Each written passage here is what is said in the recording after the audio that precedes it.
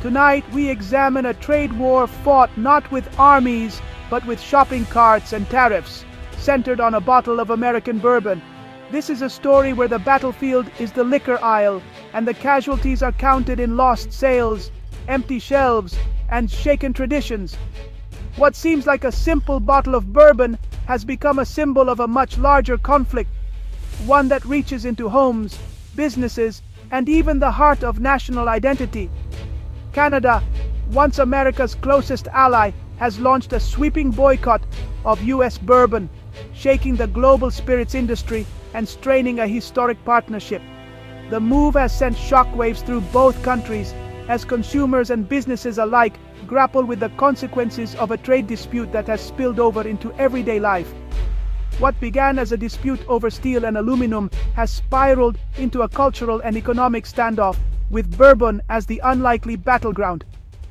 The tariffs imposed by the US triggered a swift and targeted response from Canada, turning a trade disagreement into a matter of national pride and economic strategy. The boycott is a direct response to aggressive US trade policies and rhetoric, leading to a near-total collapse of a market once worth over $100 million to American distillers. For many small distilleries, the loss of Canadian customers has meant layoffs, shuttered operations, and an uncertain future. This is about more than a drink. It's about national pride, economic leverage, and the power of consumer action.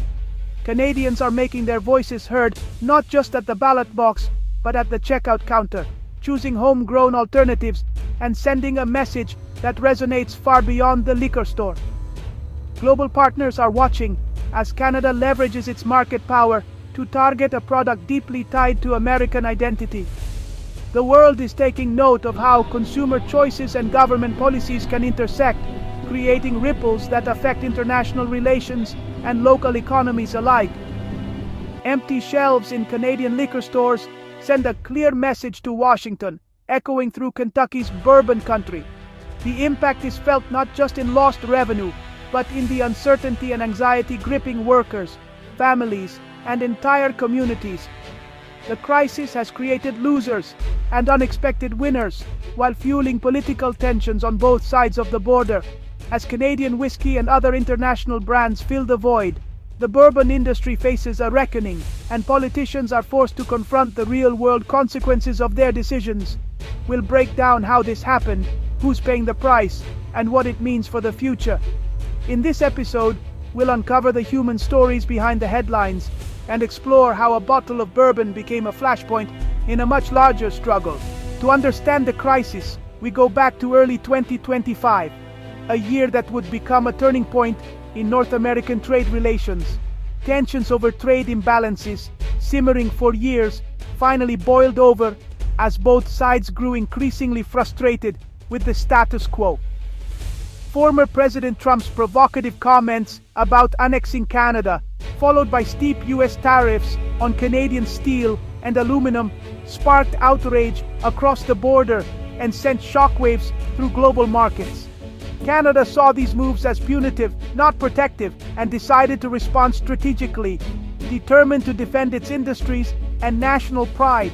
Instead of imposing broad tariffs, Canada chose to target iconic US products, especially Kentucky bourbon, striking at the political heartland of Trump's support and sending a clear message to American policymakers. The message was unmistakable. US policies have direct, tangible consequences for American workers and businesses, not just foreign competitors. Canada announced retaliatory tariffs in August 2025, but the real impact came from a grassroots consumer boycott that spread rapidly, fueled by a sense of injustice and solidarity. Social media campaigns and public anger fueled the movement, turning bourbon into a symbol of resistance and rallying Canadians from coast to coast. The combination of official action and consumer power created a perfect storm, intensifying the standoff and deepening the rift between the two nations. American bourbon, once a popular import and a staple in Canadian bars, became a casualty of a damaged relationship, its sales plummeting almost overnight. The targeted approach ensured the issue couldn't be ignored in Washington, forcing lawmakers and officials to confront the growing backlash. With both sides digging in, The stage was set for a high-stakes trade showdown that would test the resilience of the world's longest undefended border. The boycott began not with a government order, but with ordinary Canadians. Viral videos showed liquor store staff quietly removing American whiskey, responding to customer outrage after the annexation comments. Social media campaigns like Buy Canadian and Bourbon Free turned the boycott into a national movement. Provincial liquor boards soon formalized the process, delisting American bourbon as public sentiment hardened. When Canada announced official tariffs, it only strengthened the boycott's momentum. Even after a brief U.S. tariff pause, most provinces refused to restock American bourbon, citing collapsed demand. Some Western provinces cautiously reintroduced U.S. bourbon, but sales remained weak. Most of Canada held firm. The boycott would continue until U.S. tariffs were permanently lifted. The movement became a point of national pride and a powerful political statement. The message was clear: Canada would not back down. The economic fallout for the U.S. bourbon industry has been nothing short of devastating, sending shockwaves through Kentucky and beyond. Once a symbol of American craftsmanship and economic vitality, bourbon now faces an uncertain future as the industry grapples with unprecedented challenges. Exports to Canada, once worth $120 million annually, have plummeted by 85% since August 2025. This dramatic drop has left warehouses full and shipping lines idle as distillers scramble to find new markets for their surplus stock. Major brands like Jack Daniel's saw Canadian sales collapse almost overnight, while Kentucky distillers lost millions in export revenue.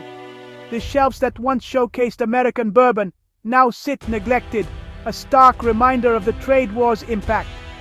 Large corporations can weather the storm, but small and mid-sized distilleries, many relying on Canada for growth, face layoffs, production cuts, and even possible closure. For family-run businesses, the stakes are especially high, threatening generations of tradition. The Canadian government remains resolute. Tariffs will stay in place until the U.S. lifts its own. Officials in Ottawa have made it clear there will be no compromise until American trade policies change. Public support for the boycott is overwhelming, with most Canadians blaming U.S. policies. Many consumers have turned to local alternatives, further deepening the crisis for American producers. The standoff shows no sign of ending, leaving American distillers locked out of a key market and forcing them to make tough decisions about their future. The pain is real and the losses are mounting. Workers worry about their jobs, and communities built around bourbon production face an uncertain road ahead. For many Kentucky businesses, the future is uncertain. Some are already up for sale, while others struggle to keep their doors open as customer numbers dwindle. The trade war has turned a booming industry into a sector in crisis, threatening livelihoods and reshaping the economic landscape of the region. Meanwhile, Canadian whiskey is on the rise, filling the void left by American bourbon and enjoying a surge in popularity both at home and abroad. The economic divide is deepening on both sides of the border, as the bourbon industry struggles highlight the far-reaching consequences of international trade disputes. In Kentucky, bourbon is more than a drink. It's a way of life and a $9 billion industry. The Canadian boycott has struck at the heart of this identity, creating crisis and uncertainty. Warehouses overflow with unsold barrels, and distillers face tough choices: sell at a loss elsewhere or absorb storage costs. Small craft distilleries, once banking on Canadian growth, now fight for survival as layoffs hit the industry.